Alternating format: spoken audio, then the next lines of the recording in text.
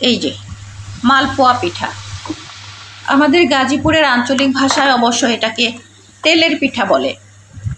গত রাতে বৃষ্টি হয়েছে, ঠান্ডা ঠান্ডা আবহাওয়া, আর আমার ছেলেদের বায়না তারা তেলের পিঠা খাবে, তাই বানিয়ে দিচ্ছি গরম গরম তেলের পিঠা। বাপি কি খাবে?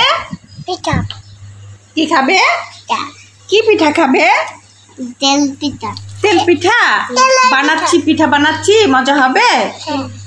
আচ্ছা, পিঠা বানালে খুব মিষ্টি লাগে।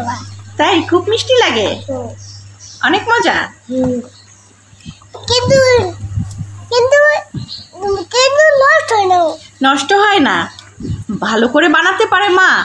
হ্যাঁ, আলিফলামের মা খুব ভালো করে পিঠা বানাতে পারে, ওটা নাকি নষ্টও হয় না। ওটা ওটা ওটা ওটা ওটা বাপ।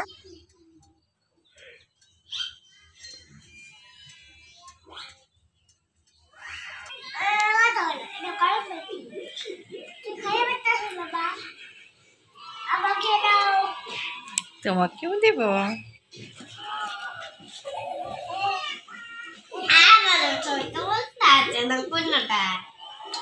আমাকে খেয়ে দেখাও, আমি বানিয়ে দিলাম, তুমি খেয়ে দেখাও।